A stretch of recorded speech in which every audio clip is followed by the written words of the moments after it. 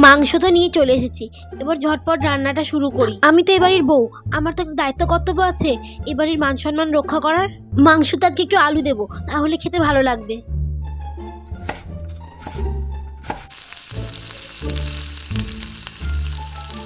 মাংসের গন্ধ বেরোচ্ছে না? বৌদি ওটা কি রান্না করছে? মাটন? তার মানে বাড়িতে কেউ আসবে নাকি? কই, বৌদি তো আমাদেরকে জানায়নি। আমি এক্ষুনি গিয়ে মাকে বলছি। মা মা, বৌদি মাটন রান্না করছে, তা আবার তোমাকে না জিজ্ঞাসা করে। ভাবো কেমন সাহস! কি, বৌমা খাসির মাংস রান্না করছে? কই, বৌমা সকাল থেকে তো আমাকে একবারও জিজ্ঞাসা করেনি। কেউ আসবে নাকি? হতে পারে বৌদির বাপের বাড়ির লোক আসছে। দাঁড়া, তুই বস, আমি জিজ্ঞাসা করে আসছি। কি ব্যাপার বৌমা, তুমি মাংস রান্না করছো, কই আমাকে একবারও জিজ্ঞাসা করনি তো? কেউ আসবে নাকি? হ্যাঁ মা, আসবে বলেই তো মাংস রান্না করছি। একজন স্পেশাল গেস্ট আসবে মা। স্পেশাল কেউ? সে আবার কে? মা, আসবে তখনই দেখতে পাবেন, আগে থেকে বললে সারপ্রাইজ থাকবে।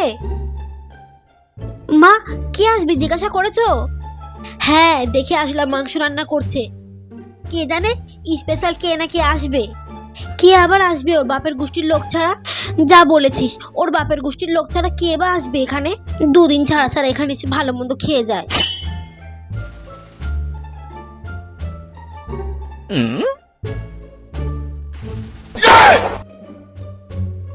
কি জানি কি আসবে, বাড়ি ঘর দোর সব একেবারে পরিষ্কার করছে। কত কিছু রান্না করেছে, আবার তার সঙ্গে খাসির মাংস রান্না করেছে। কি জানি কে আসবে এবার স্পেশাল বাপের বাড়ি থেকে।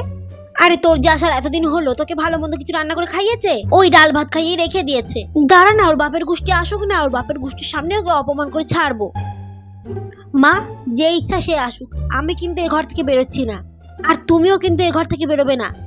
আমরা দুজনেই কিন্তু এ ঘর থেকে বেরোবো না, ঠিক আছে? ওই আসলো মনে হয়। মাসিমা আসুন আসুন। আরে থাক থাক মা, ভালো থেকো। আসতে কোনো অসুবিধা হয়নি তো? না না, আসতে কোনো অসুবিধা হয়নি। বসুন। কই আমার বৌমা, কই আমার বেয়ান, কই? কাউকেই তো দেখতে পাচ্ছি না। মা, কথা শুনে তো মনে হচ্ছে আমার শাশুড়ি মা এসেছে। হ্যাঁ তাই তো রে, তাই তো মনে হচ্ছে। চল চল গিয়ে দেখি। হ্যাঁ হ্যাঁ চলো। মাসিমা, ওরা মা মেয়ে ঘরেই আছে, আমি ডেকে দিচ্ছি। ওই তো চলে এসেছে। মা আপনি? আরে থাক থাক বৌমা, ওই হবে। মা, আপনি হঠাৎ চলে এসেছেন, কোনো কিছু বললেন না? আরে বৌমা, আমি তোমায় ফোন করেছিলাম, তুমি ফোন ওঠাওনি, তাই তোমার দাদার বউকে ফোন করেছিলাম। আমি তোমার বউকে বলে দিয়েছিলাম কাউকে যেন বাড়িতে বলো না, আমি সারপ্রাইজ দেবো আমার বৌমাকে আর বেয়ান। নমস্কার। হ্যাঁ হ্যাঁ নমস্কার বেয়ান। মা, আমি আপনাকে বলেছিলাম না সকালে আজকে একজন স্পেশাল মানুষ আসবে? উনি হচ্ছে সেই স্পেশাল মানুষ, আপনার বেয়ান।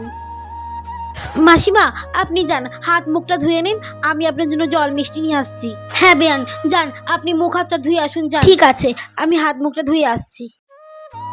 বৌমা, আমার মেয়ের শাশুড়ি আসবে, তুমি আমায় একটাবার বলনি কেন? তাহলে আমরা মা আমি মিলে দুজনে তোমাকে সাহায্য করতে পারতাম। মা, আমার কাছে আমার শ্বশুর বাড়ির লোক হোক কিংবা বাবার বাড়ির লোক হোক, আমার কাছে সবাই সমান, আমি কোনো ভেদাভেদ করি না।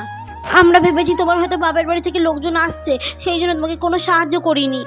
তুমি আমাদেরকে নিয়ে, আমাদের পরিবারের মান সম্মান নিয়ে কত কিছু ভাবো, আর আমরা তোমায় কত খারাপ ভাবলাম। ছি ছি, তুমি আমায় ক্ষমা করে দিও গো বৌমা। আমিও তোমাকে কত ভুল বুঝেছিলাম, তোমায় নিয়ে কত খারাপ খারাপ কথা বলেছি। বৌদি, আমি আজ থেকে তোমার কাছ থেকে শিখে নিলাম, আমার নিজের বাপের বাড়ির মানুষজন হোক কিংবা শ্বশুর বাড়ির আত্মীয় স্বজন হোক, সবাইকে আমি সমানভাবে আপ্যায়ন করব। মাসিমা, আপনি একটু বসুন, আমি আপনার জন্য জল মিষ্টি নিয়ে আসছি। আরে না না মা, আমি মিষ্টি টিষ্টি খাবো না, একেবারে ভাত খেয়ে নেব। ঠিক আছে, আমার রান্না বান্না সব হয়ে গেছে, চলুন খেয়ে নেবেন। মা চলুন, আপনার বেয়ানের সঙ্গে খেয়ে নেবেন। হ্যাঁ হ্যাঁ বেয়ান, চলুন খেয়ে নেবেন, চলুন।